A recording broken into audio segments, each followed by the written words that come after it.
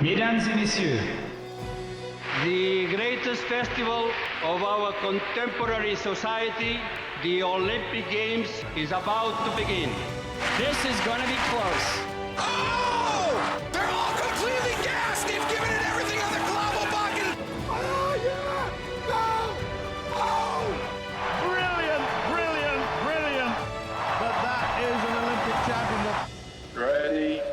Hello, fans of Shuklistan, and welcome to another episode of Keep the Flame Alive, the podcast for fans of the Olympics and Paralympics, and today, the World Games. I am your host, Jill Jaracz, joined as always by my lovely co-host, Alison Brown. Alison, hello. Have you come down from dancing on the ceiling? All night long. I have to start with an apology to the entire city of Birmingham. Because on Instagram, I posted something about my confusion about Vulcan and Vesta. And does that say Alabama to you? Well, I got schooled. Whoa! I got schooled about the industrial history of Birmingham and how they have a Vulcan statue. So I formally apologized to the city of Birmingham. I was not making fun of your history. I was making fun of giant foam gray mascots. And I have to say, they did grow on me as the week went on. And It definitely did. I loved that toothy grin she had. yeah, and I really liked, once I learned about the history a little bit more and the Vulcan statue, I loved the fact that that's what the little gift was. It's very Birmingham. When the winners look at it, they'll be transported back to this place. Birmingham played well on TV. I mean, some of the venue areas were really cool looking, so I was very impressed with that.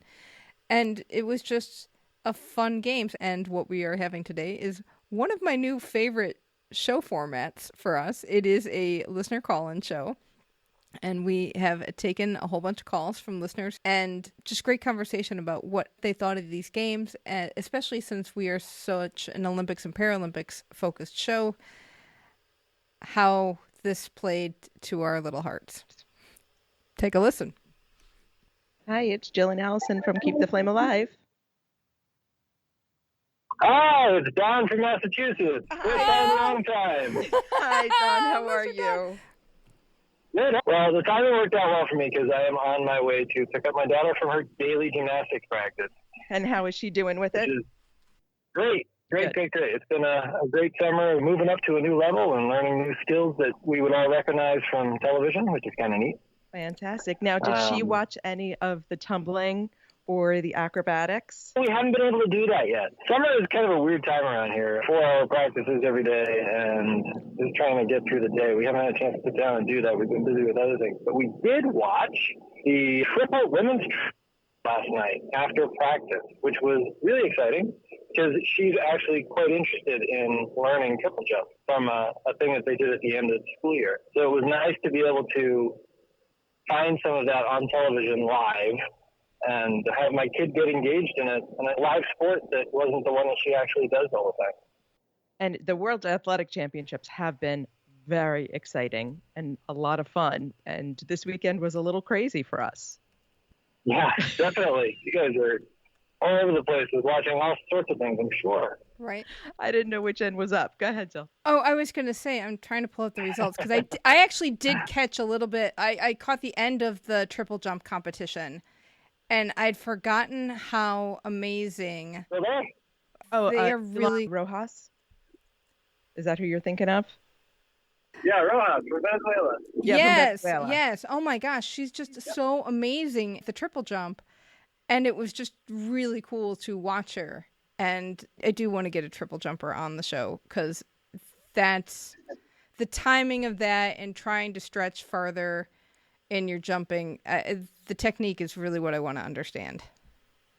Yeah, I thought it was really interesting to, because I used to watch long jump a lot, but never really triple jump. And this is the first time I really thought about all the stress that must be on their ankle and the balance and timing that's involved in it. One of the athletes, I forget who it was, it might have been the Ukrainian, she kind of rolled her ankle at one point and had to bail out of a jump. And it was just like another one of those little details you don't necessarily think about. It's just a straightforward, straight event.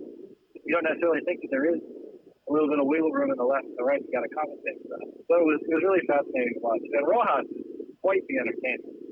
Oh, yeah. Yeah, I loved how she got the crowd going for her. That was great. Right. So in that event, Shanika Ricketts from Jamaica got the silver, and Tori Franklin from the U.S. was the bronze. Yeah, she was great. Yeah, and the American crowd has been so Team USA, but not to the detriment of others. Like, they seem to be cheering who's ever really good. Yeah. Well, I think it's one of those things where they always like to claim that, oh, this is the most educated crowd in the sport. Yeah, they used to say that about Yankee fans, which I think is terrible. But, Careful. I'm a Yankee fan, so it's all right. But I think that's sort of the reputation that they have out in Oregon. They know all these people, and they know who's good, and they know what they're seeing. So yeah, it's been a great fun thing to watch. And Kellyanne Fraser-Price, I can't believe she's still smoking everybody. And yeah, the men sweeping the 100 meters for the U.S. and the women's pole vault, it's all been great. Right, and your daughter should definitely keep an eye on Kellyanne Fraser-Price, just because she's so tiny, and I'm sure if knowing your daughter's a gymnast, they can absolutely take a look at the pocket rocket and say, wow, I can do that too. Yeah. Well, it's been really fun pointing out how strong all the women are, and that's good encouragement for any young female athlete at this point. Don. Anyway, that's all I got on track and field. Give you guys a call because I haven't been able to do it yet. And I'm so grateful for everything that you have done over so many years. Oh, thank you so much. Thanks for calling. Thank you. and good luck, and can't wait to hear it. All right. Thank you. Bye. Bye-bye. So Book Club Claire has been out in Eugene. Yes. And she posted videos that your favorite little car. I see the videos. Has returned. So the little car, it is not quite branded the same way it was in Tokyo. You don't have like the little ambulance or the little Tokyo van, but it does collect the shot put and bring it on back. I am very excited about that. I know I do want to go back and watch the men's shot put competition. I did see some of the women's shot put. I think that Peacock finally put up different streams for throws and for jumps and for running, and that's about time. Can we talk about feed beefs from World Games? Oh, sure. So the biggest feed beef I had was on the Olympics website. They had events and you could replay them. Great. Mm-hmm. So many of the playbacks would not work. No. We cannot play this at this time. Playback experiencing technical difficulty. Opening ceremonies, most of the tumbling. It's like I could watch jiu-jitsu if I didn't watch it live. Oh, you're kidding. So all those playbacks, and I did it over a couple of days because when we talked last time, I had missed the opening ceremonies, and I said, "Oh, it's on these playbacks." And I tried for 3 days, and I still couldn't get it to play back. I tried different computers and different browsers. So it wasn't me, it was them. That is frustrating. I also didn't realize that you have like a 9 to 11 minute window where you could go back, because during the tumbling, in one of the intermissions, they were showing the audience dancing. There was this girl who was the cutest thing. She was dancing like nobody was watching, and then saw somebody was watching, and she just kind of stopped and her eyes bugged out. I saw her. She was so adorable, and then she waved a little bit, but she did not want to be on the Jumbotron. I think that was at the women's doubles acrobatics. They had the trio. Sorry. Oh, it was the trio? Yeah, and yeah, the women's trio and the men's pairs. But she was just so adorable. So, which leads me to my next question for you. Mm-hmm. Are you a base or are you a flyer? Oh, I'm a total base. See, I'm a total flyer. We are ready. When can I start doing handstands on your head? I was just going to say, let me get my neck strengthened up. And okay, so I do want to know who came up with the idea of one guy says to another guy, "Hey, How about you do a one-armed handstand on my head while I sit down and stand up and maybe do the splits too? And maybe you can move your body around and do the splits and angle it in all sorts of fun ways. And this will be a sport. What's so interesting to me is when I was in gymnastics as a kid, it was artistic gymnastics. That was it. That's all the options were. Having seen all these other disciplines, I'm so amazed, and I wish I had known about them. The double trampoline, the aerobics, the acrobatics, because it's the same, if you love tumbling, if you love vault, there's so many places to go. Also made me think, I think the Olympics may have the wrong gymnastics disciplines in them. Well, you say that diplomatically. I say get rid of rhythmic, put in tumbling. Oh my gosh, that was exciting. I think the reason is because the FIG, the Gymnastics Federation, is so Eurocentric, and rhythmic gymnastics is so Eurocentric, and tumbling and doubles trampoline were not. Yeah, they were more global. Yes, a lot more South Americans, Australians. New Zealand was in the finals. Nice. Go Silver Ferns. And she did very well. I think she got the silver. And hopefully a fern. Go Silver Ferns. And much easier to understand. Yes. And much easier to see why it's a sport. I'm sorry, rhythmic gymnastics, because I think of it more as an art. But seriously, tumbling, I mean, because the story that I know, and I think I'm correct in that rhythmic gymnastics is in to give equal number of medals between men and women in the gymnastics sport. Correct, because men have more apparatus in artistic gymnastics. Yes. However, no artistic gymnast is doing rhythmic to get the extra 2 medals, and vice versa. It's gender equity of medals, but it doesn't actually create gender equity in the sport. No, because one man could still potentially win all 6 medals, and one woman could not win 6 medals. She could either win 4 medals or 2 medals. If you're doing individual, whatever. I know I'm getting the count off because there's team event and all around and blah, blah, blah, but there's whatever number of medals. But by golly, you could get an artistic gymnast to do a tumbling pass. I'm sure they would love that. And I'm also wondering why the particular trampoline event that's in the Olympics versus what they call double trampoline. It's sort of like vault, but without the horse and with the trampoline. Right, because I saw like 1 or 2 of these, like just in clip montages. So I went, what did they do for trampoline? And haven't gotten a chance to go back to it because that looked kind of cool. So what you do is it's a ramp-shaped trampoline with a flat side. So there's a flat part and a ramp part. You bounce on the ramp part, you do a flip, you land on the flat square part, and then you do a dismount. So it's basically doing a mount and a dismount. So you do 2 tricks. Which is also kind of cool and relatable to artistic in a way that trampoline is not.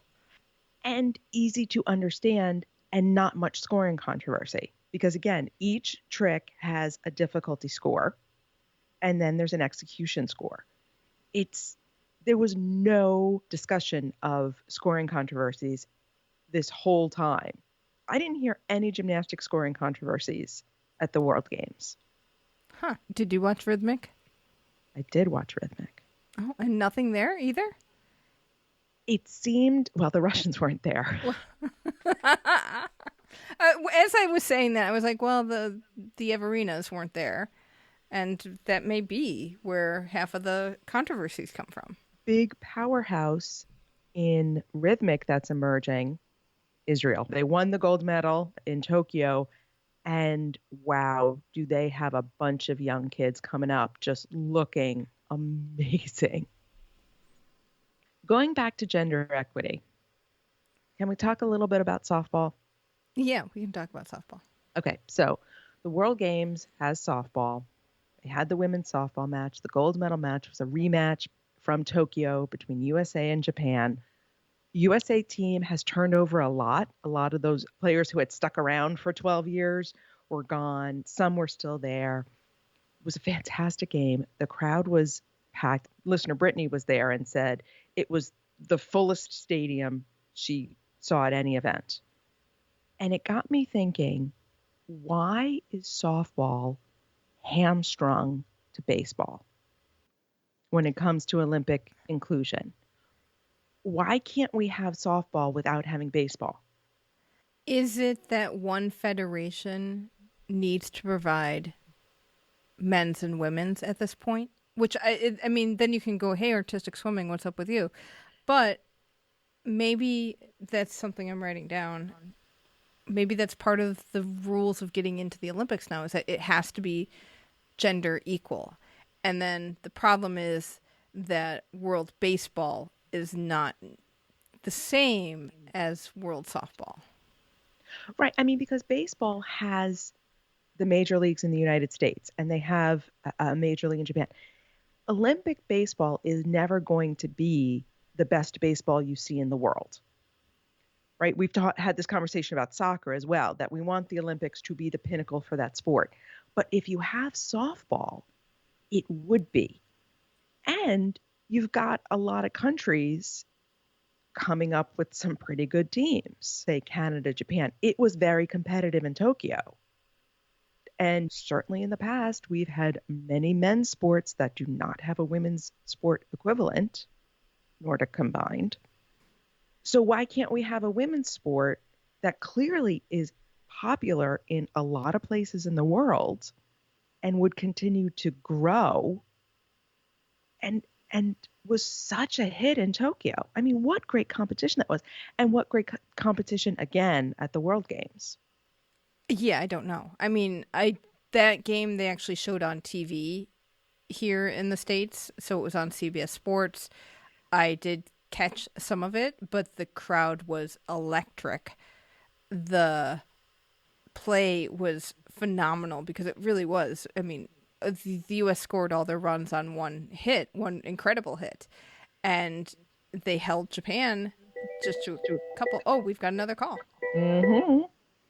Hi, it's Jill and Alison from Keep the Flame Alive. Hello, this is Keep the Flame Alive. Yes. Who is this?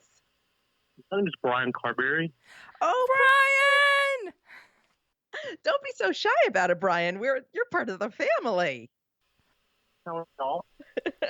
So, how was your trip to Birmingham? I had a good time. I'd been to Birmingham before. Kind of grew up in the Alabama, West Georgia area. So, five in some revitalization of some areas of town.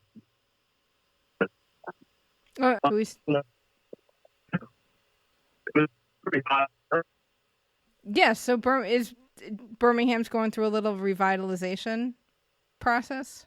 Right. It's definitely, it seems like a city kind of where they've done a lot of revitalization of the downtown and East Alabama area, where some of the, I guess, industrial sites have been kind of turned into condos and bars. You've seen this, I'm sure, in other cities. And, it's kind of neat to see that. It was very hot at this time of year in Birmingham, so I was very happy to transition from some of the outdoor venues. It was to get around. You are very close to one another. And unlike the Olympics, where there's often logistical things with parking and transportation and long lines to get through security, and you have tickets and you have planning it. I think the fact that it was well attended, but not events were sold out, it was kind of very easy to just drive to a venue.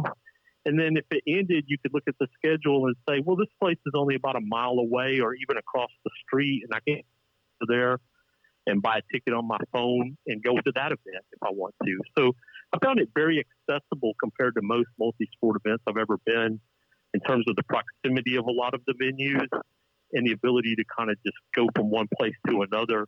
And I think some of that was just smaller than things like the Olympics in terms of people attending and so forth.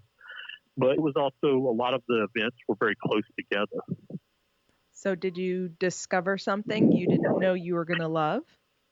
My thought process was to try to go to events that were kind of had a long history, like squash or billiards or tug of war, and that I thought have been around for a long, long time. But I kind of enjoyed seeing some stuff. I went to billiards on a bit of a lark, and it was kind of interesting. I didn't know anything about three-carom pool when I got there, but I wound up sitting, and it was sort of the table in front of me.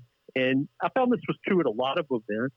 And this happened also at beach handball, which I kind of is like team handball, but different, where you sit down, the people around you kind of, when you're first there, are saying things like, do you know anything about this event or how it works or what the rules are? Have you ever seen this before or played it? And usually within 5 or 10 minutes, we've kind of determined that each of us knows maybe something about it, but not very much, and are mostly just there to see what it's about. And what I loved about it was within 10 minutes of most events, you could tell you were watching world-class practitioners of these events. Like, it took me a few minutes to figure it out, like it's the billiards. But once I figured out what they were doing in three-carom pool, it didn't take me long to realize these guys are really good at this. And I think that's one of the more beautiful things about going to something like this event, where you can see just people who have mastered their craft for sports. Now, were you at the billiards game for Sodagate? Apparently I was, and I vaguely remember hearing someone open a soda, but it seemed like that venue was extremely quiet, almost that's quiet, but there was also this aspect of it where you had 9-ball and you had snooker and you had the 3-ball carom all going on at the same time. And these are different events that often take different amounts of time. So, for example, I remember the 9-ball ended and people were clapping, and a lot of people were there to see that because that's the sport, the billiards most Americans are familiar with. And people were getting up and leaving. There was like a motion. I remember the announcer came on. And up to that point, I didn't know it was an announcer. Please be quiet. We still have other matches going on because there was a commotion. I do recall at one point being someone, it sounded like periodically someone would drop something on the ground in the bleachers area, or I do vaguely recall someone opening, I guess, what was a soda after the fact after I saw your post about it. And the phone went off. I know a few just came over to the there were several signs about do not live streaming this on Twitter or on any other social media. And so it seemed like that was just part of a bigger thing of very like there was sort of this decorum. No one should say anything or make any noise at any time. So I guess that was one thing that caught someone off guard. And apparently they complained about it. But well, it wasn't me. I wasn't drinking soda. We do appreciate all the things that you streamed of people cleaning the squash court. Oh, yeah. It was great. I mean, what I loved about it is after each match, there was about a 15 or 20-minute break between, like, the bronze medal match for women, and there was maybe a 20-minute break, and then a bronze medal match for women, and so on and so forth through the medal round. And between each one, it was almost a team of cleaners and Swiffer and so forth would just descend on this court, because throughout the match, people are slamming against the wall and, they're firing and so forth. And there's people falling on the ground and people wiping their hands against the glass, touching the glass and run into it and so forth. And so it was like this army of Windex and towels, Swiffers that came out between each one. So that was great. And I thought definitely that would be the volunteer job for the cleaners amongst us. You got to go to flag football. What was that like in person? Well, that was one of those ones where I was planning on going, but then the tug of war ended and I kind of looked down and a lot of people around me said they were headed that way because the Legion Field was only about a mile away from where they had the tug of war, or maybe 2 miles, and it was an easy just to drive right to the stadium and walk in. I think the thing that surprised me the most was how small the field is relative to, this is a large college football stadium in the southeast United States, and there were like 2 flag football fields on one American football-sized field. So that kind of took me aback at first. And there might have been several thousand people at the event, Of course, it doesn't look that way because the stadium holds tens of thousands of people. But certainly a very pro-American crowd. A lot of people in the crowd very into the sport. I got the feeling a lot of people there had kids or they were kids who played flag football, which I understand at this point. And youth football is what people play until like the middle school or high school level in a lot of areas of the country. So there was a lot of understanding of the game, support, a lot of people that were very behind. The NFL had a big presence there. There were a lot of people there that looked like or were involved in some way with the NFL. I know they were trying to promote this game heavily, which kind of was part of the other aspects of the World Games in general, where you kind of had the feel, I've been to a number of multi-game type events like this, but I hadn't been to one in about 4 or 5 years. This had a bit of a trade show aspect where there's the event going on the field, there's the athletes competing, the camaraderie, which you see at things like the Olympics or the past the Goodwill Games or other events I've been to. But there was also sort of what you see on the sidelines and the stands and a little bit just as you were going about town of people trying to actively promote, put on a show and show, look, we as a federation or we as an organization can bring together this and put this product on the field and this the Olympics.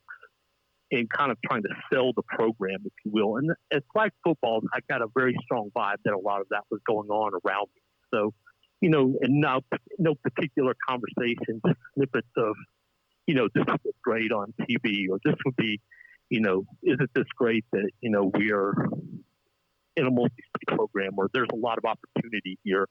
And I felt like that was what was going on at a lot of sports throughout the game. So that was something that was interesting and different about these games that I don't know that I knew a lot about, but I was glad to go and see some of the events and learn about them.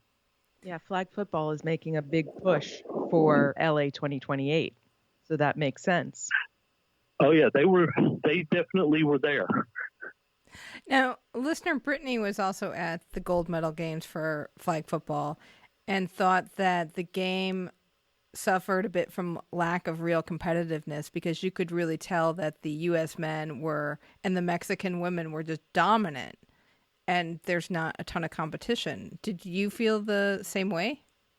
Well, I did, and certainly in the game before that, I know in the women's bronze medal game was a bit of a blowout through the first half, and it felt like that the team that won the bronze just was kind of hanging on because they built a big lead.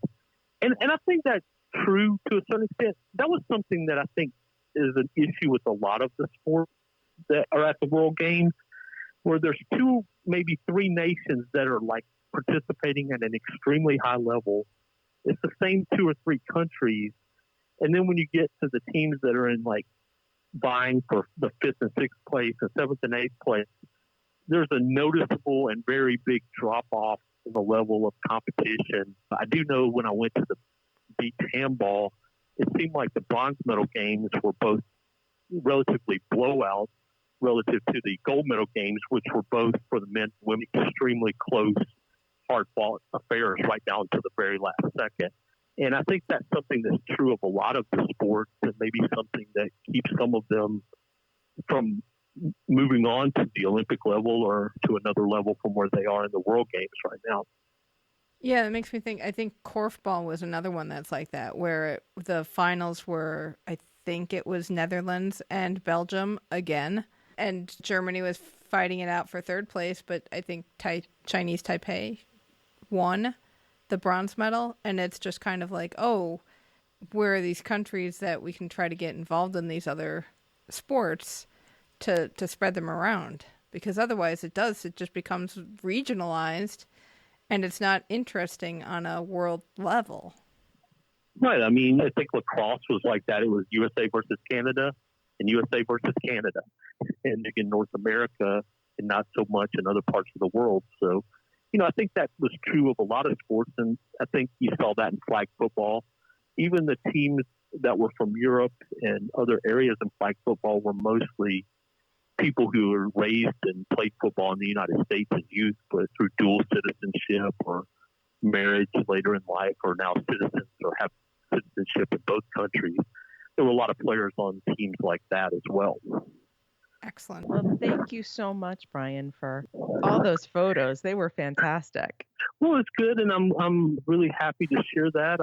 Kind of spent a lot of my youth in that area of the country, so it was good. I actually went to the Olympics at Legion Field when they had the soccer there in 1996, so it's good to bring that around and see the flag football there all these years later. And I'm glad. I know some other listeners were there and were able to post, and I'm glad people got to go to a lot of different things. And just wanted to say also that I thought there was a year postponement, but I thought Birmingham did a really good job of pulling off these games, and a lot of the business community came together to support it. And it, overall, I think it was a very positive experience for the athletes that came, and I enjoyed it, and it was a lot more than I expected. So it was a very positive experience all around.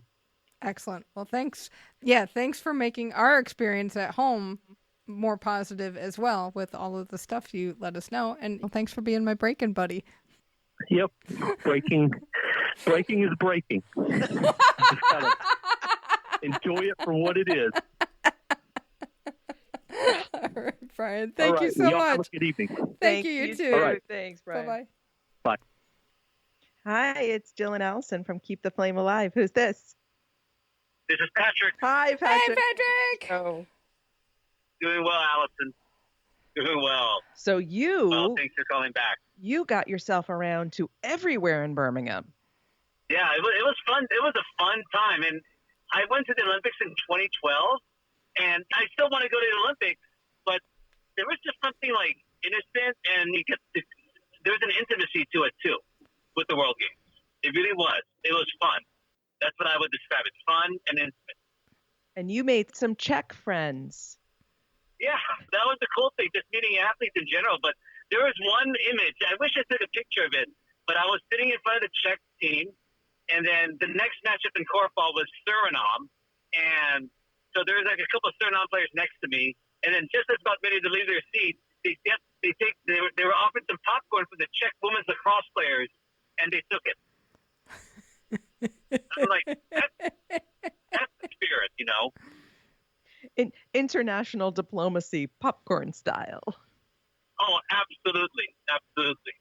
Some of the venues weren't super crowded. Some were more crowded, or they had not that big of a seating area, so it looked pretty crowded. But I bet for a lot of these sports, having this kind of audience was pretty good for them. I think so, too, yeah. I mean, I don't know how many people watch korfball in person or jiu-jitsu in person or billiards in person, but I'm a guy that goes in early, so I was probably one of the first people there. But in terms of the events I went to, I would say about 85% full. Oh, that's good. Let me think. Sports climbing was pretty much full. All the events I went to, pretty much full. Maybe the one that was probably the weakest was probably jiu-jitsu and korfball, but even then, it started to fill up as the day went on. I think it's partly because people had those day passes, and they just casually just walked in. Nice. How was sport climbing out in the heat? And which event did you see? Yeah, I saw bouldering, and I wasn't a fan of it in the Olympics. I don't think the Olympics did a good job as a TV product, but in person, it was amazing and fun. Yes, it was hot and humid, but we all dealt with it. But no, it was a great experience. That surprised me the most out of all the events I went to. What made it more fun in person? Oh, I think the crowd was really into it. I think it was explained very well by the PA announcer. And a lot of these events, the PA announcer is very critical in terms of determining how well the crowd engagement is. Because a lot of people are going to these sports not knowing what it is. It's not like baseball or basketball or football where 99% of the audience knows what's going on. And you can have no PA announcer. But at these events, these PA announcers are critical in terms of explaining the sport. And also there's a lot of downtime in a sport like bouldering. Yes, but actually when I went to it, there was almost no downtime. Once the guy started going, like the first competitor, it's pretty much action, action, action. That's what I liked about it, too. Once the first competitor went on, the only downtime was pretty much the end, when the guy's finished. Huh. And I wonder if you feel more of the tension and more of the athlete trying to solve the problem in person than you do on TV. Oh, you do. Oh, in person you do, because you see them sort of sink, and then when they start going up, you can see it, like you can see the expression a lot more, and I think they feel it from the crowd as well. As an in-person product, it's much better than TV. TV doesn't do it justice, and that's unfortunate. Interesting. And plus, I like watching multiple things at once. I mean, a lot of us, we see like four going on at the same time, and it's pretty cool.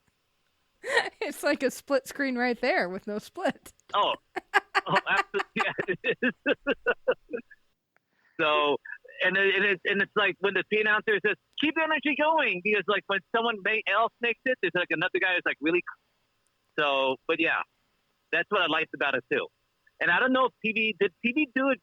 Did Tokyo do it justice if they had like multiple people going out at the same time and bouldering? I don't remember. I think I saw the speed, and I'm not sure I saw bouldering. Although I do remember out of the new sports, it was my favorite because I thought the announcers did the best job out of all of the new sports of explaining what was going on.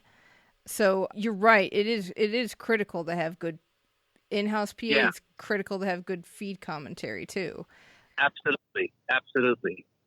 I mean, there was a couple of venues, unfortunately, where they did not explain it very well, and that was jiu-jitsu and billiards. Well, both of those events, you had two different forms of the game going on in front of you. Billiards, it was actually the gold medal matches, so it was just one. Okay. But still no explanation. I mean, thankfully, I did some research, and then it was fun explaining it to like other fans, like, okay, here's what you're going to watch. But with jiu-jitsu, there's no explanation really. They did like this little 2-minute intro of like what the sport is, but they didn't tell exactly what we're looking for, how the scoring is and stuff. So that was no fun. And I could tell it was like awfully quiet. Huh. Like basically, unless you're like cheering for unless you're like a rooting interest like from other countries, I could tell the audience was like sort of like quiet and confused exactly what they're looking for. Interesting. And good learning lesson. Did you have an officiating or volunteer job you would like to do? I like the sweeping from sumo. Also, I wouldn't mind in bouldering. They wipe the rock with the long stick. Oh, that's right. They do have that big towel on the stick, and they wipe them on. Yeah, that's a good job. Yeah, I know. And then also in korfball, which I've seen in basketball too, the sweepers. Excellent. Yeah, so I like that. What else? I don't think this is a volunteer job, but like hitting off the arrows in archery. Yeah. Oh, yeah. You saw that because I saw you on the feed. I knew I was next to a camera, but I don't know if I wanted to like ham myself up and be like, "Hey." Yes. Maybe get like or maybe next time, if you know any of us are going, we should have like I don't think it would have been allowed a keep the flame alive banner. Just wear a T-shirt. Yeah. Wear one of our T-shirt. pins and just put it close to the camera. Yeah. That archery event was really cool with the shooting the arrows in 3 or 4 different directions, 3 or 4 different goals with how you shoot that. And that was one of the events that I really enjoyed because it was different. I know with the archery, what I liked about it too was they use it like archery places like in the Olympics, or it doesn't make use of like the natural elements, but they like you like shot. I like how they just shot over the lake. That was really cool. Yeah. And that really gave it a nice look on television. It made it interesting to watch. Oh, absolutely. Yeah. And just being close by as well. I mean, yes, it was funny though. It was hot there too. But then I had a good experience. I haven't shared on the Facebook group page. I was sitting next to a British archer and we just started talking. And then at the end, I took a picture with him and he's like, "Oh, here's a pin." I'm like, "Whoa." He gave me a Great Britain look archery pin. Nice. Score. Yeah. So, and then and I asked him because a lot of the barebow, I was at barebow, they only have like 3 competitions pretty much: World Championships, World Games, and European Championships. They don't have the World Cup circuit. Yeah. That's too bad because it's a really cool event. And yeah. And it was interesting seeing how it's like different than the Olympics where it's like the ends and stuff. How this one was more like, like traditional scoring, where one bad arrow hurts you much more. And I like both. I think archery. I went to archery in the Olympics, and I think and I went to archery here too, and I like both experiences. I think it's one of those sports where I would like to go again in person. Nice. But yeah, the archery was hot, and I was talking to someone else because I was a tug of war. They were talking about how like maybe what the World Games should have done is they should have built a canopy over like the whole stand. Yeah. Yeah. They should have done that. But lessons learned. And it was going to be like 90, 95 degrees humidity. Yeah, Paris, I hope you're listening. Right? Yeah. I'm assuming that the Olympics will have better facilities. One of the things we talked about is the World Games do not build new facilities. You use existing facilities. Mm-hmm. Oh, I did not know that. I didn't know that the World Games is existing facility. Yes. And that's one of the reasons why not every sport that could be in the World Games is in the World Games, because it depends on what they have in the area. So if you have some place like I think surfing is in the World Games, but it definitely was not in this edition because there's no place to surf in Alabama. So yeah. I mean, the closest to surfing would have been maybe the Gulf of Mexico, but that's about it. I mean, I guess, but then the Olympics, they go to Tahiti for crying out loud. Yeah, so maybe they could have gone to the Gulf Coast. Yeah, the World Games doesn't do those kind of shenanigans.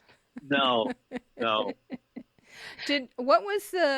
Besides being in the venues, did they have any other like fan zone type stuff or any other things around that made it feel like you were in a multi-sport event city? No. I mean, Plaza, which was nice, but no, not really. I mean, you could actually, once you're outside the venue, you really wouldn't know that there's like this like big time event, maybe like the signs and stuff like that. And I'm surprised they didn't have like, because when I went to London, every venue had like, oh, you can buy souvenirs here and all that stuff. Nope, not at the World Games. It was only at the Plaza they were selling souvenirs. Huh, that's really interesting. And some places didn't have like food. Some they had food, but not. I mean, like they had like snow cones and stuff, but not like food. That's interesting too. Yeah, they had like food trucks, but then some places like the closest thing for food inside the actual barrier was like a snow cone. Or because like when first time at archery, I asked, "Is there food? Like even like a hot dog?" And they're like, "No, the only ones we have are like for soda and a snow cone." I'm like, "Okay." So I went outside, got some food, and then I was trying to bring my tacos in. They're like, "You can't bring that in." So I ate outside, right outside the barrier. So it depends on the place. Yeah. But still, it sounds like you had a great time. We loved seeing your pictures and videos and all your posts on Facebook. That was so much fun. Thank you. It's funny how, and I experienced this in London, it's funny how like once you're at the World Games or at the multi-sport event, you're not watching the stream. So you're like sort of in this bubble. So it's a definite experience than like you guys watching on the feed. But, and each of them are cool in their own way. As we found out when we were in Beijing. It was weird not to be able to see every sport. Yeah. Or as many sports as possible, but it was still cool to be there and feel that energy. That there's something that you only get from being in a venue and watching it live. Absolutely. I forgot who I was saying this to, but I know you guys were thinking about going, but decided not to. You guys would have it would have been a 180. I mean, I think it would have been almost like a 180 experience from Beijing. In terms of experience. Well, we would have actually gotten to talk to people. Yes. And been allowed to walk places. Yes. So that would have been awesome. Yeah. Pretty much you could have gotten anywhere to go. Athletes are very accessible. Like I was. Like they're accessible to me. So, yeah. Yeah. You know where we would have walked, Alison? Right in the middle of the orienteering course. Oh my God. Probably would have and been like, "Oh, excuse me, do you need some help finding something?" Excellent. Well, Patrick, thank you so much for calling in, and thanks again for making the World Games fun. Oh, thank you for creating an environment where we could share stuff like this, especially like me, where it's like I'm like the only one who knows about it and stuff. And it was also like to say a shout out to Brittany and John as well, and also to Brian and Emily for creating that, for sharing as well. I contacted Brian and Emily. Our schedules couldn't meet up, but still, it was great. meeting some of them, and I know 2024 will be great too. So yeah. Excellent. Yeah, it was fun to see that listeners got to meet in person. That made me happy. Thank you so much, Patrick. Thank you. We'll talk soon. Yeah. All right, later. Bye-bye. Bye-bye. So this is a perfect time to say, join the Facebook group because you'll get everybody's pictures. Yes, because the Facebook group was hopping all throughout the World Games. And then Book Club Claire went to Eugene for the World Athletics Championships and started sending stuff back. And that was really cool as well. So then we started having a little bit of athletics talk in there. Keep the Flame Alive podcast group on Facebook. Hi, it's Jill and Alison from Keep the Flame Alive. Who's this? Hi, this is John Shelley. How are you doing? Very well. How are you? Doing good. I'm recovering from a trip to Alabama. Yes. So how much weight did you sweat off in the heat? You did a lot of outdoor events, it looked like. I don't know. Well, I ate so much junk food. I'm not sure I actually lost any weight that way. I felt like though I was more sweat and sunscreen than anything for certain parts of it. It's just like that afternoon sun, and you're out in like these bleachers. There's no shade. Bleachers are scorching hot, and oof, it was rough. But then one cloud would come, and it wouldn't be too bad. But sometimes it was pretty tough. So overall, what'd you think? It was great. I went down with a friend. We went down for a little over a week. We saw 27 sports. Whoa! And did you sleep? And yeah, actually, the way it was set up, it wasn't too hard. Like very few of those were actually like cursory stops. A few of them were just ended up being really quick. But we had those day passes. We didn't get up and go every morning, but something happened every morning. And most things we went to for an hour and a half, 2 hours, and things would be next to each other. So it really wasn't too hard. Now days are long. We got a little tired, but we had full days that didn't feel like we were really just running all over the place. It's just seeing things to check boxes. What did you see that surprised you? What did I see that surprised me? I would say, I mean, a couple things. We saw inline hockey and floorball, and I kind of thought both of those would be like watching ice hockey, but worse. And I'm not sure that's really the case. I think both were to watch that were slower than ice hockey, but then you saw a lot more like stick handling. I think maybe watching them in person makes it better. I don't know if trying to watch them on TV might kind of expose the differences, but both of those I kind of went in thinking they would be not that great. Both were fun. We saw the canopy piloting, which I thought might be a terrible spectator sport, and instead was really fun to watch and wild. And I wasn't sure what we'd actually see. Instead, those people like come down on their parachutes right in front of you and zoom right by, like it sounds wild, like audibly, like zoom as they go by and do their tricks right in front of you. And that was really just one of the more wild things I've seen.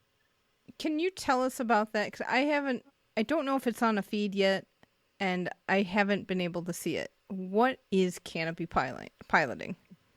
So it is a parachuting skills competition, basically. And they have 4 disciplines, and all of them involve getting in a helicopter and jumping out of a plane. So we watched a lot of people getting into a helicopter and a helicopter taking off, and then 6 minutes later, somebody was jumping out of a plane, or out of the helicopter above us. And so they have this like pond that is set up. It's like a long rectangular pond. And for each discipline, they come through and drag their feet in the water as they're landing to slow down. But then what they do is different depending on the discipline. So we saw one that was accuracy, which involved them dragging their feet to slow down and then trying to land in a little box. And however close you got to the box, you got more points. If you land right in the middle of it, you got 100 points. But if you're off a little bit, you got 0 points. We also saw one that was a speed competition where they set up these, it wasn't like really a slalom course, but it was a course with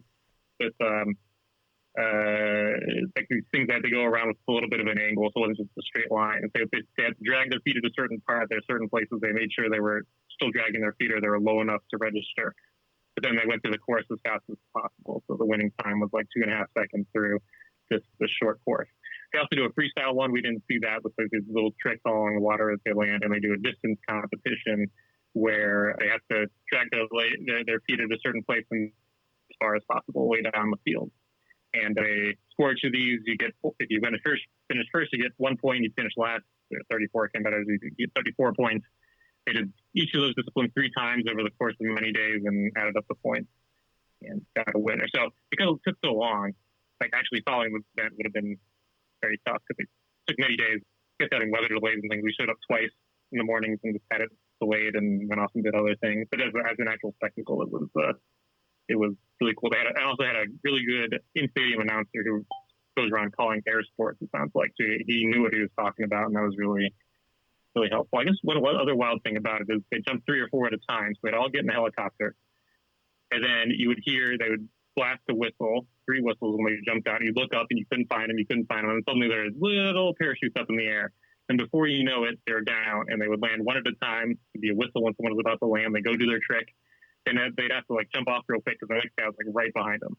And it was like, you get 4 landings in 90 seconds or something, and then that was it, and then until the next guy got it. Man, this is one of those sports that I think, how did they come up with this? Yeah, I don't know. A bunch of people who are professional parachutists and then or former military in their lives or something. Yeah, I think a lot of them, it sounded like, work for skydiving companies, so they'll do like tour tandem dives and stuff, but then also go do their wild competitions.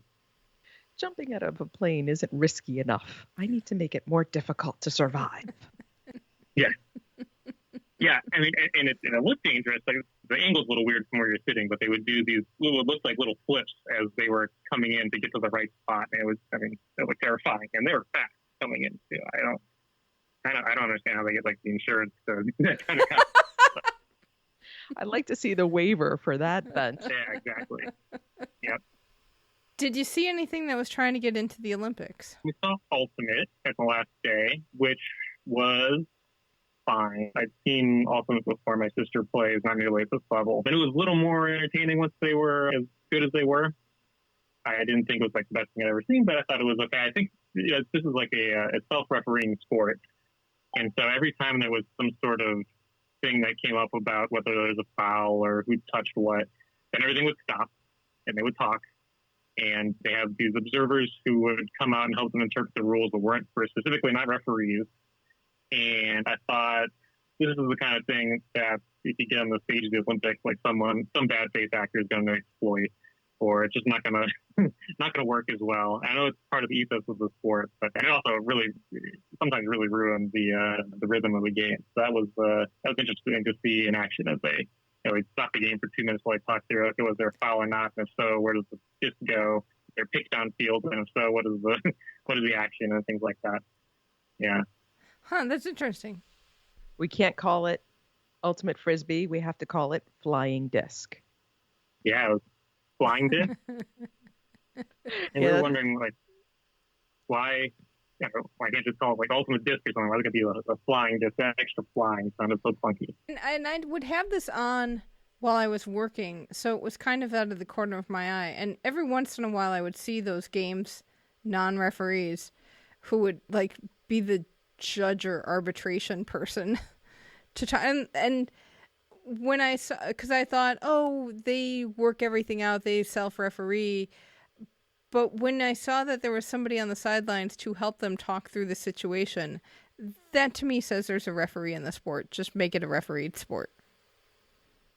Yeah, exactly. You would think that just having somebody make the call and then keep going would be a better option, which I realize is heresy for these people who are really into the sport. But as an outsider, I thought that many times as they were sitting there in the hot sun while they were talking through the resolution to whatever had just happened. People lay out for big dives and things like that. That was cool. Someone dives for a bit and gets it. Because it was kind of a fun sport to watch on TV. I will say that. Good. Yeah, I can't imagine played at a high level. Yeah, it was definitely more entertaining than I was expecting. That one was we were literally on our way out of town. We thought, well, let's hit a few more things on Saturday, and it was better than I was expecting. 20 wasn't enough. You needed more. Yeah, we were thinking we live in the DC area. We had a long drive over the weekend. We thought, well, we could find something to do on the way back, or we could just leave later and see. We saw Ultimate and Water out, and that ended up being the choice instead. What else did you like? What else would you recommend if people would go to the World Games? So I was at the famous sumo night. That's on that first Saturday. So what was that like in the stadium? It seemed insane on television. It was wild. Yeah. So it was a cool atmosphere. I mean, people were like into it even before all the craziness of that particular bout. You think about sumo and you think it's going to be like two big people who crash into each other and one falls out and that's it. But the matches had all sorts of different characters. Some were like that, but a lot of them were a lot longer with a lot of clearly different kinds of skills people were using. People won in all sorts of different ways. It's just wildly entertaining. Like, I like watching judo at the Olympics, and I think sumo may be even top of my list now as far as that kind of sport. And also like very accessible because the winner is just basically whoever touches outside first or falls on the ground first, without all the extra rules you get in all sorts of other martial arts sports. That was really cool. And then they had the issue where the Egyptian got disqualified, which was tough to understand what's happening in the arena. I know everyone said what a great job the announcer did. We couldn't hear the announcer that well, so we saw the backflip, and everyone went crazy for it. And then we heard the announcement. I didn't realize it was because of the backflip until later.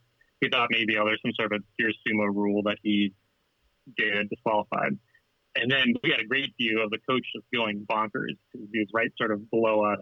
And then he was up on the stage, and we could hear the announcer like, get off the stage, Sumo, get off the stage. And then booing and shouting Egypt. And the announcer the rematch, and people went nuts. And then the rematch had a close call at the end. It was like wild. And like, people were talking about that throughout the week. We had a few times we were talking to people. We said, we're at the sumo thing on Saturday. Like, oh, really? I saw what happened. We saw several articles and local websites about it. It was...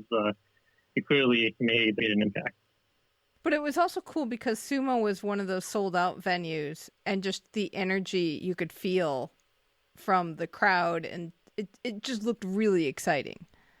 It was. Yeah, I think it's probably the first indoor sporting event I've been to since the pandemic. And from being away for so long, I felt that energy, and people were into it and excited, and full crowd. And it was even without that one crazy event, but people were in, and the crowd stayed the whole time.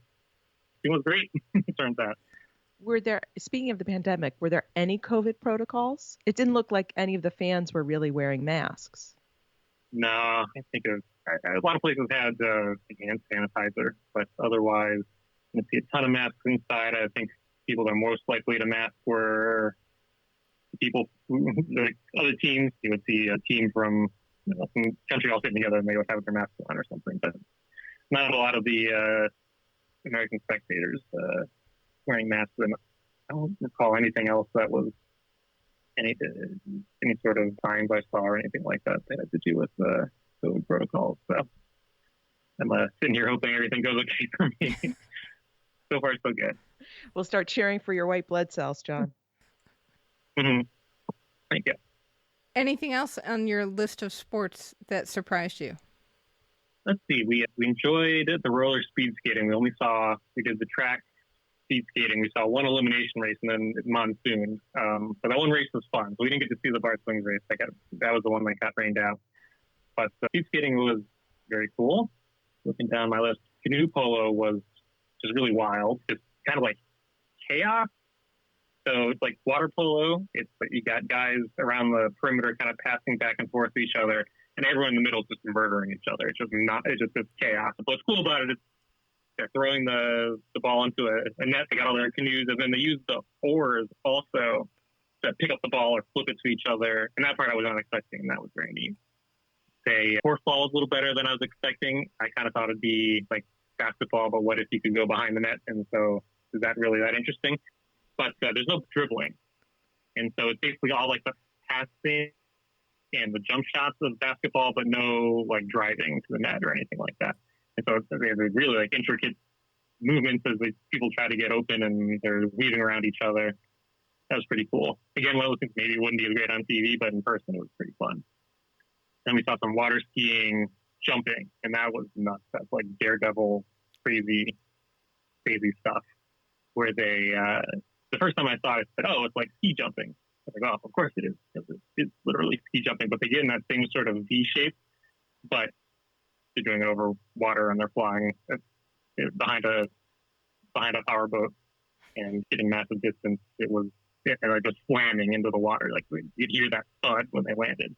It was crazy to see it. Like it looks really dangerous.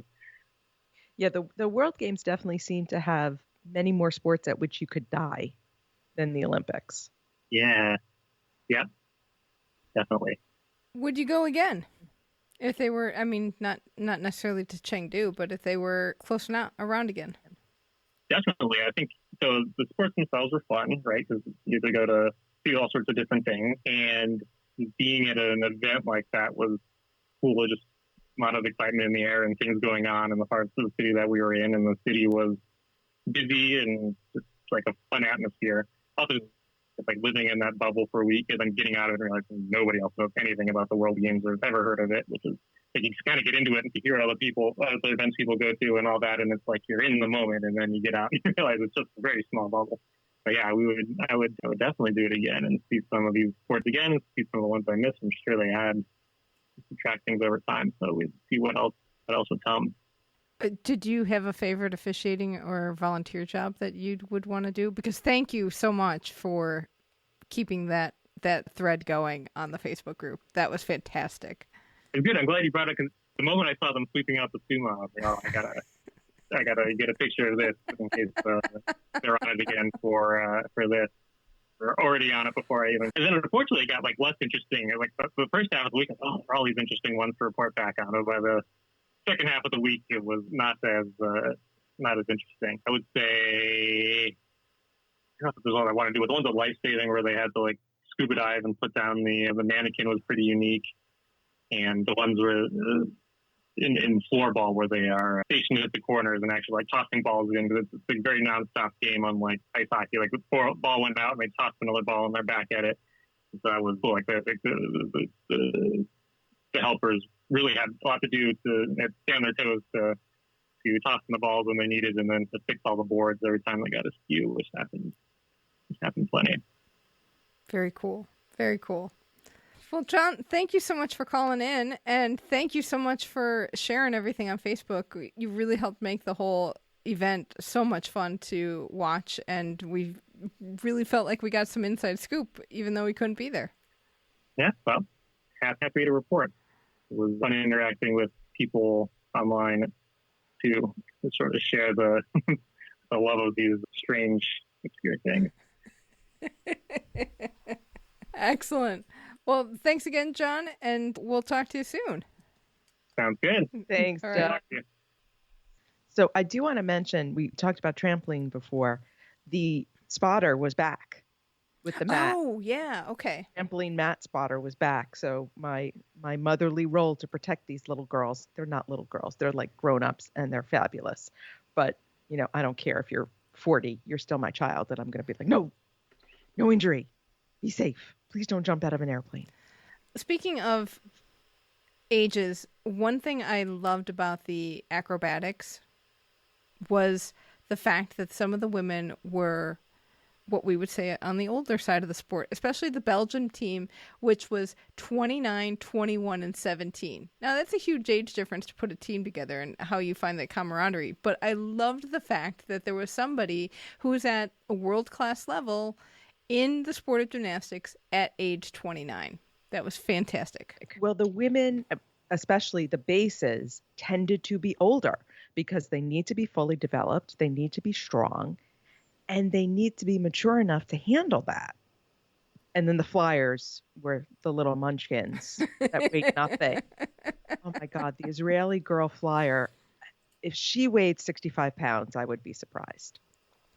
All of them were just incredible.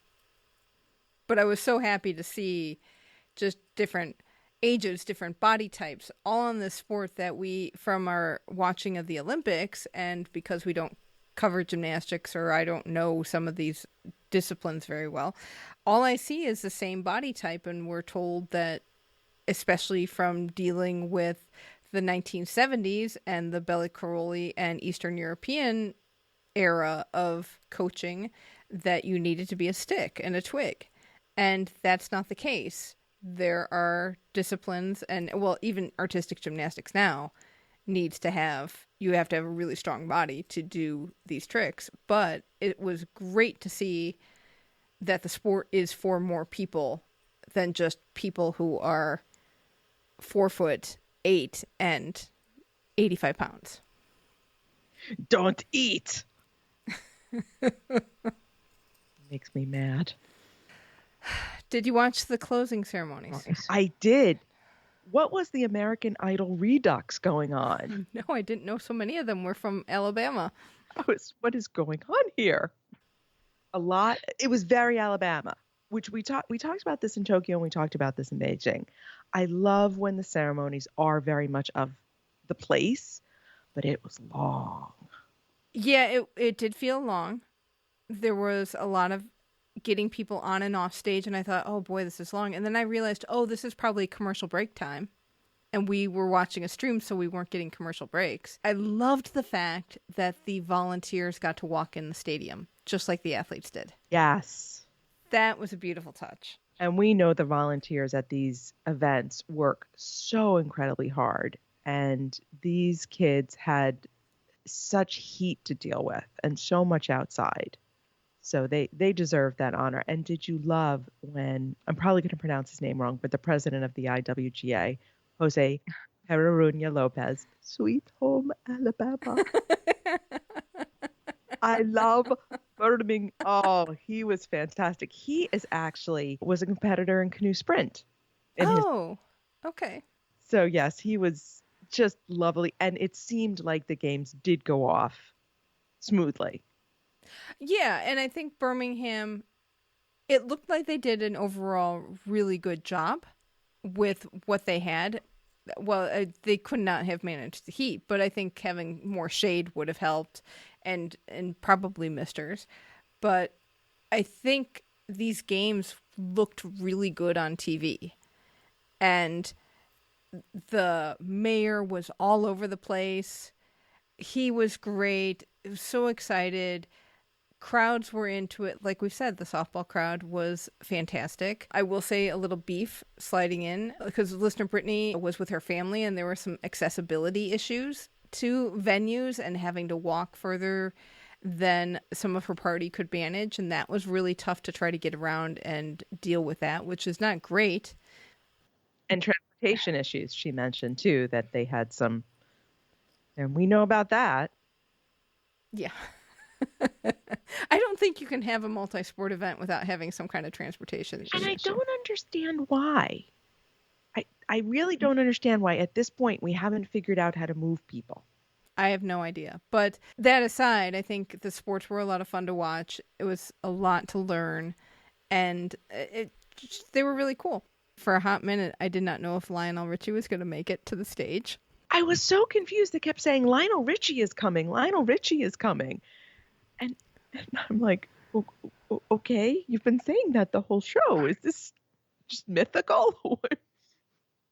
Is he going to appear as a hologram? What is happening? And then it was like, yeah, he's still coming. Just hold on. And he wanted to go, Lionel, you ready back there? Come on, let's go. Was he trapped in a gondola in some mountain someplace? What was happening? And was he going to parachute out of the... And then the poor guy just wore the all-night-long bomber jacket, satin, probably with a long sleeve shirt underneath it because he knows how to dress. And he was so sweaty by the end of the first number that he's like, oh boy. I don't know if I can get through the next two, boy. Yes, Bo Bice had like a velvet blazer. There was a lot of men wearing weather inappropriate clothing, which I can understand. You want to look chic, but please don't pass out. We were waiting for him all night long.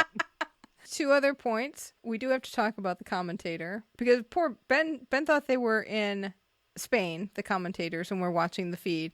But no, these 2 were actually there because they kept talking about the amount of shrimp and grits that they ate all week long.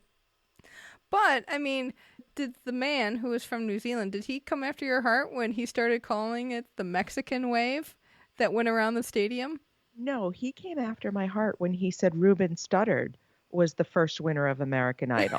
Oh, no, that is Kelly Clarkson, young man. You clearly do not have a research department who is fact-checking you. But what I loved was that the orchestra did the wave as well. when it got to their point in the stadium, they just like, we're keeping it going. Meanwhile, when we're all in Beijing, sitting in the journalists' media area, the wave would be going around the stadium and it would just kind of stop. Because none of the journalists wanted to you'd get a couple that would go up, but then it would wait an appropriate amount of time, and then they'd pick it up again because they'd go, it's about, okay, it would kind of get here right about now, let's go.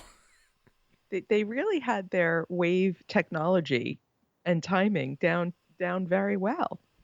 We do have to talk about the presentation from Chengdu, which Chengdu, China will be the host in 2025. A lot better than Milan Cortina's presentation. Well, at first, when it was just the one female dancer doing a modern piece, I thought, oh, this is like the Milan Cortina presentation in that they just bring two people or one person out and that's their show. But then they brought out the spunky troupe of dancers, hip-hop dancers, and that made me so happy because when I'm watching it, I was just like, oh, I could go for some Chinese variety television channel right now, and they brought it. But then they brought out the mascot, which I described as the dollar store Bing Duen Duen.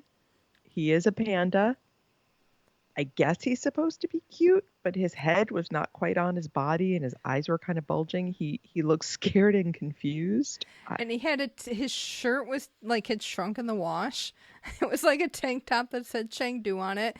It came about to just under his chest, and then his belly just went out because it's a big bottomed panda, so he can wiggle, I guess, when he walks.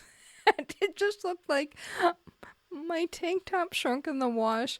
I don't know what to do. I'm in this foreign country with all these weird people. It's hotter than blazes in this costume. What is going on? But I will be curious to see what happens in Chengdu. Hi, it's Jill and Alison from Keep the Flame Alive. Who's this? Hi, it's John. Hi, John. Hey! What did you see? I know some guys on the U.S. football team, and they reached out to me back in January, basically saying, hey, help. Like, we don't have any, like, boots on the ground kind of stuff. Like, they didn't have essentially like what a team manager would do. And they asked if I would be interested. And I worked with them a little bit about the process, what I would exactly be doing, how much would it cost, all that stuff, how do I get credentials. So I worked with them, and I ended up, when it was all said and done, working with them on their social media, like just updating their Instagram and Twitter while they were playing. A lot of manager stuff like water and ice and talking to doctors, which there's a story with that, and just booking practice time when they would eat, things like that. So a lot of just managerial work. So I was doing that for both the men's and women's. So that basically took up almost all of my time. Because that was a long tournament. It was. So they got down there July 7th. They were all there for the opening ceremony, which they said was very cool. The flag bearers were, the male was a fistballer and the female was a flying disc athlete. So they shared those duties. They said it was very cool, but they didn't actually play till the 10th. So they were down there for about two or three whole competition. And then the gold medal match was the 14th. Wow. Yes.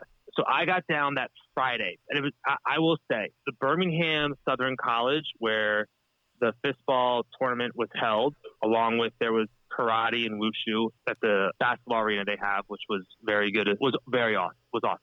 The facilities where the athletes stayed, where the athletes ate, where they played, where they practiced, was way better than Wrocław and Poland in 2017.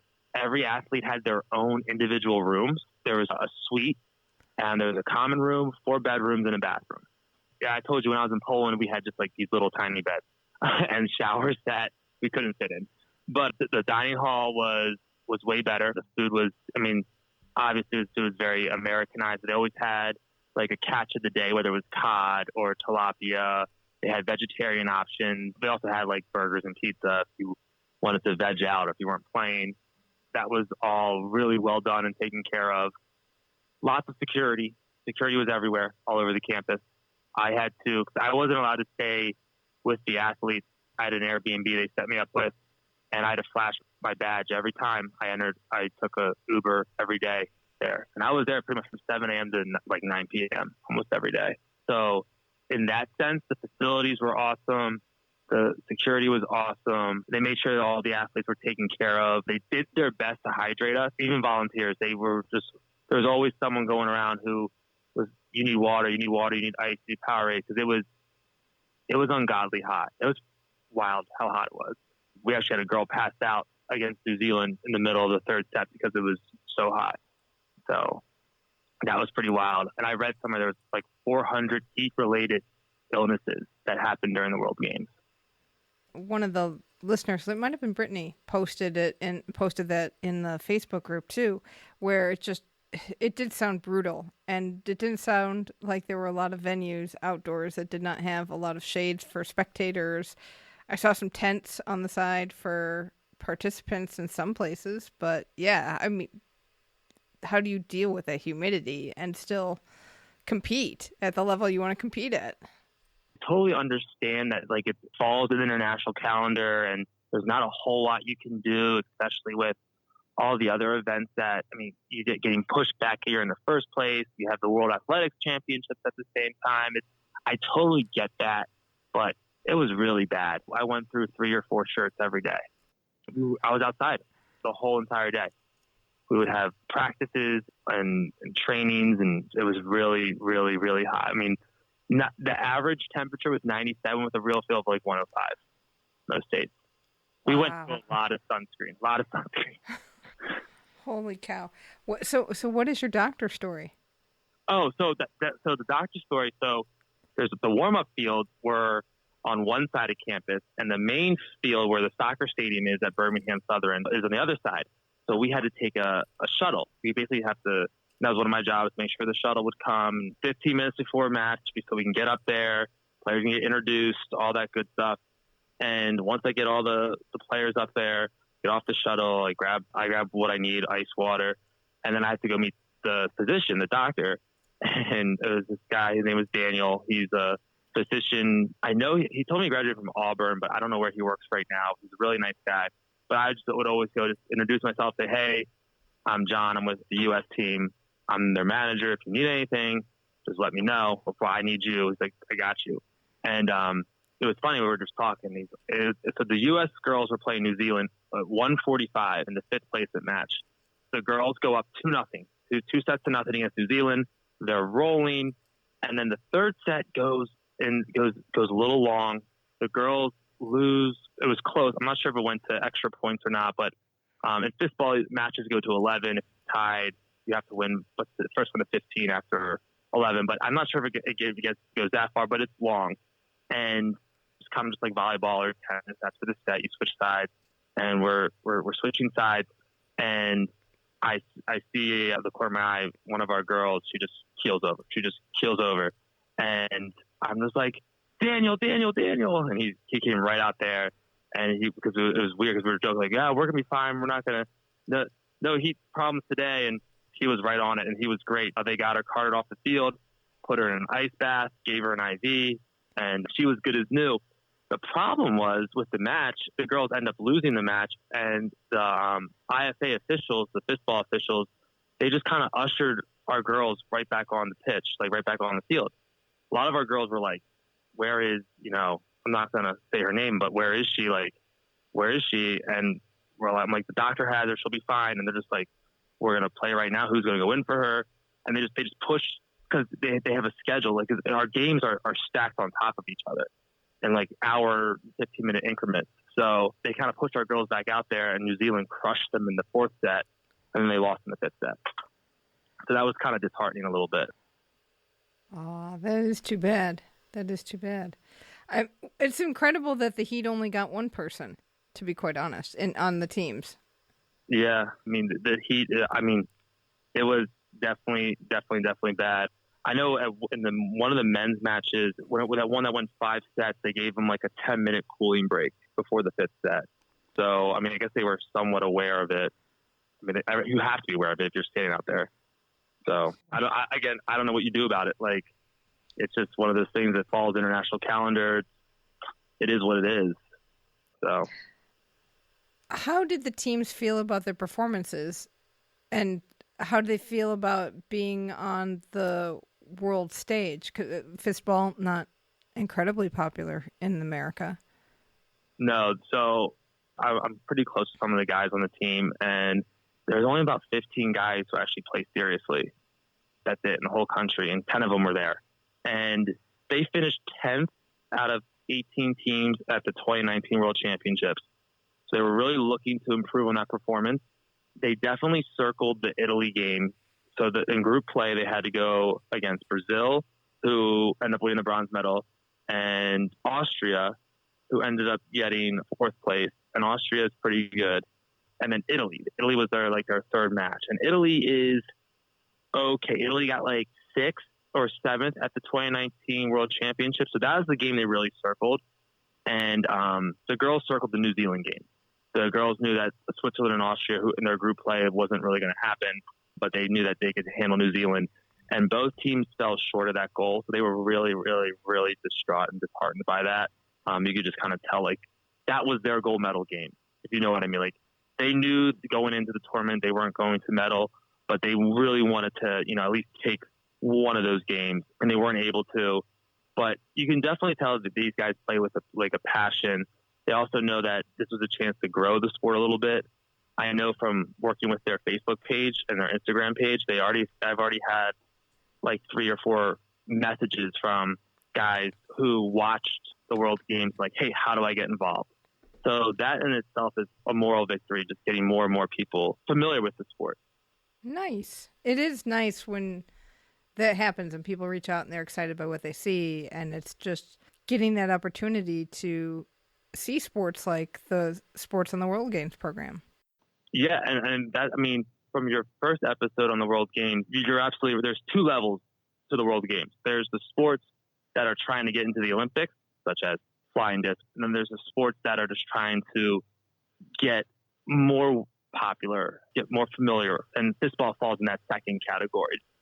Fistball will probably never be an Olympic sport. Not enough countries play it, but here's our chance to be on the world stage a little bit.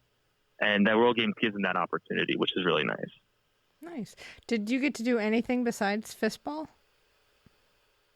I had one night off, and that was Monday the 11th was my only night off, and I went to flag football. I saw Italy play Germany, and I saw Austria play Mexico, and I saw the U.S. women play France. So there's 2 fields, there's 2 games going on at the same time, which was kind of confusing. And it kind of bothered me a little bit that the U.S. women were playing France and Mexico's playing like Austria or no, Mexico's playing Germany, I think. And the PA announcer is just covering the Mexico-Germany game. And I'm just like, well, we're in America. Why aren't we watching? Why can't the PA, like, he totally wasn't even acknowledging it.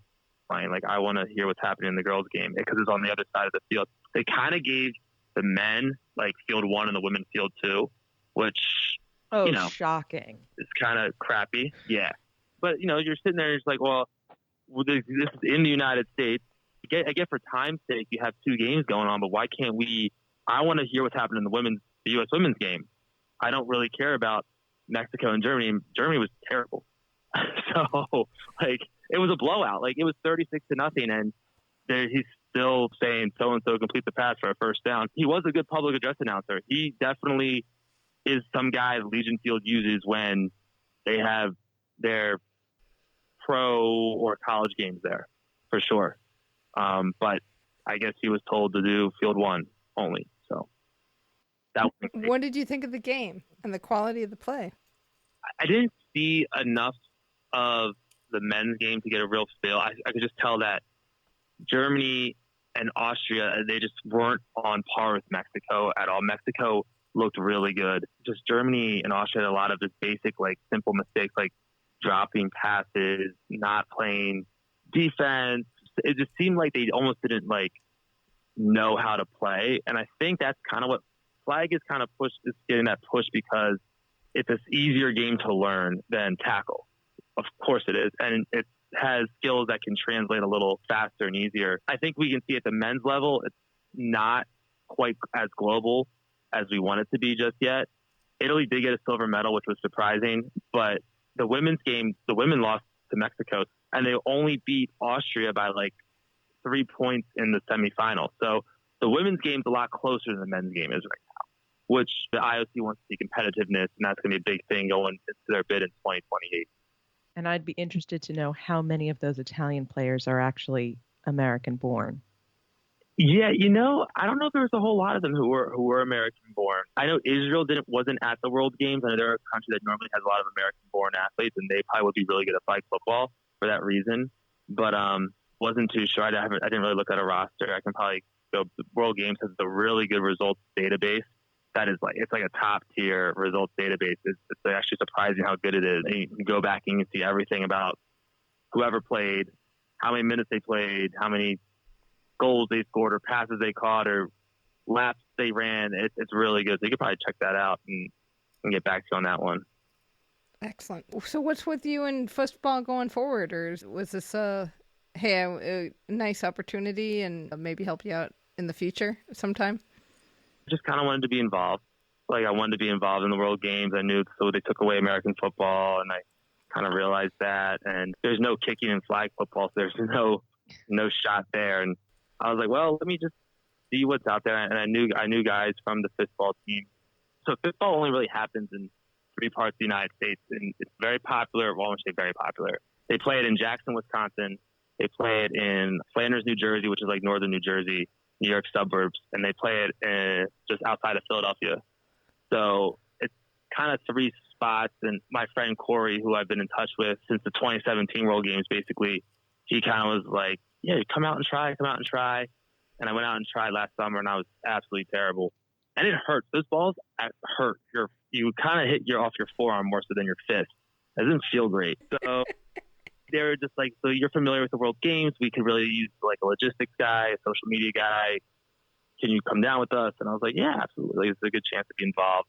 I don't know what my next step is with them. I think it was just something that was nice to do. And I mean, they were a host quota filler, so I really don't see them. I mean, who knows? Hopefully they do get to Chengdu, but they have to place in like the top 8 in the next World Championships to do so. And I'm not sure. We'll see. Fingers crossed they do, but that's going to be a big challenge for them. Interesting. We will keep an eye on fistball come Chengdu time and see how it goes. Well, it's funny. It's a quick turnaround. It's 3 years time, and there were a lot of, just like it was in Poland, just a lot of IOC people there, just looking for. And I was trying to explain this to some friends today. Like, yes, the next Olympics is in 2024, but that program's already, like, this World Games, the 2022 World Games is for 2028 Los Angeles. Like, there's a ton of those people there seeing what's going to fit the bill. So the Chengdu Games in 2025, that program for LA is already set.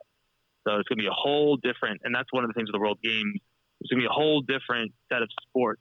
Not a whole different, but a lot of sports will be different and a lot of sports will be new at the World Games in 2025. Which is kind of interesting because the 2025 Games will be for Olympics 2032, and they're not that far geographically from each other. So LA was probably very happy to only have to travel to Birmingham. Yeah. Especially, sure. Especially in COVID times still.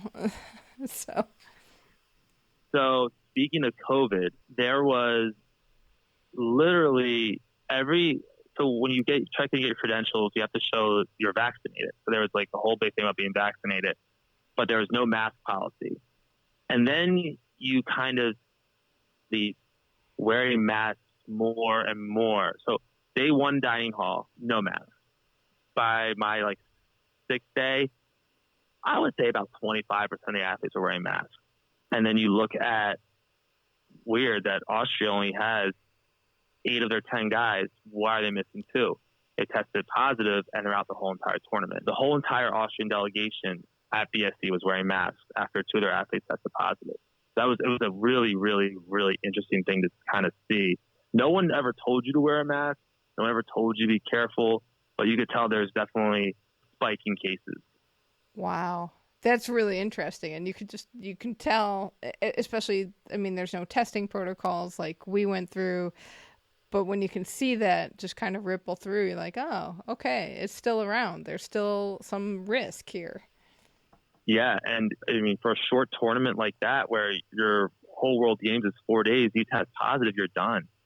And that's really... That is tough. Well, John, thank you so much for calling in. We really appreciate it. We're glad you got to go down, glad you got to be involved, and thank you so much. It's nice to have the Shuklistani perspective. Of course. And my final take will be, it is way better to be an athlete than it is to be a worker. That is my final take. It is way better to be an athlete than to work the event. It sounds like you did eat better this time. Oh my gosh, I ate so much better this time. So much better. That's what's really important. So. Did you get any decent souvenirs? So I got a bag from the Brazilian football team. That was pretty much it. There was a lot of the athletes did pin trading, which wasn't something in Poland. So there's a lot of pins to be traded. I had my Shuklistani pin. I wasn't trading that. But I got like shirts and stuff from USA Fistball, but I didn't really trade them. I just got a cool bag from Brazil, which hanging up on my wall. So that was nice. Very cool. Yeah. Excellent. Well, John, thank you again, and we appreciate it. Like this has been. I mean, I was surprised at how much fun I had watching the World Games. And I was really excited to log into Facebook every night and just see everyone else just being so excited about it. Because 4 years ago in Poland, like no one really even mentioned it. I think being in the United States helped a lot, but it's just really nice to see that it's growing. And hopefully one day when I tell people that I played in the World Games, I won't have to give them this whole explanation about how it's like the Olympics and then go into it. But I definitely think being in the United States definitely helped the popularity of it. Yeah, we hope so. I think it would be a nice complement to the Olympics. And another way, because the power of multi-sport events is so big that you don't realize it until you start watching them or you're in them and you see all of the interaction with countries and you see all these sports that you don't know. And it just makes you, and when you see some good sportsmanship, you really feel good inside. It's really one of those things where like you have feelings, and even though I wasn't an athlete this time around, you just being there, you have these like feelings and emotions that like, it's just wild sometimes to think that like you're sitting there and there's someone from Senegal like right across from you. Like it's a really cool feeling, and it's something that you really only get at these events, whether you're a fan or an athlete or a volunteer. It's just like a very special feeling. Excellent. Well, take care, John. Don't be a stranger, and we will talk to you soon. Absolutely. Thank you. Take care. Alison and Jill. Okay. Bye-bye. Well, thank you so much, everyone. Thank you all for making it so much fun to go on the Facebook group every day. It really was a blast hanging out there. And I have to say, one of the things I really loved about watching the multi-sport events was watching some of the sportsmanship. Oh, absolutely. And so many things we hadn't seen before, so many things that we sort of were familiar with. Love all the things that they're talking about for LA 2028. We got to see lacrosse. We got to see flag football. My softball heart was so happy with that game and that tournament. And it was unexpected, I have to say, how much fun this was. Yes. In a way, going in, not knowing what these games are, and you're looking at some of the sports and you're reading up on them and going, this does not sound like a very popular sport, especially a lot of them are not popular in America, so we don't have much background in them. But so many of these sports were very surprising to me and how much I enjoyed watching. Absolutely. So we haven't even talked about artistic roller skating. So I got glitter, I got beads, I got spangles and sparkles and flips, I got gelled hair, I got the whole thing. So I'm ready with my beads and my bangles, and I'm going to be practicing my handstands. So start working on those neck muscles. Okay, I can do that. That's going to do it for this week. Let us know your thoughts about the World Games. You can get in touch with us by email at flamealivepod@gmail.com. Call or text us at 208-352-6348. That's 208-FLAME-IT. Our social handle is at flamealivepod. And be sure to join the Keep the Flame Alive podcast group on Facebook and look back at all the fantastic World Games posts. And also the World Athletics Championships, because we've had people there as well, and there's some chatter going on about those too. So it's all exciting, all in the Facebook group. Next week is going to be 2 years to go till Paris. So join us then for some excitement and looking ahead to the next games that we will cover. So thank you so much for listening, and until next time, keep the flame alive.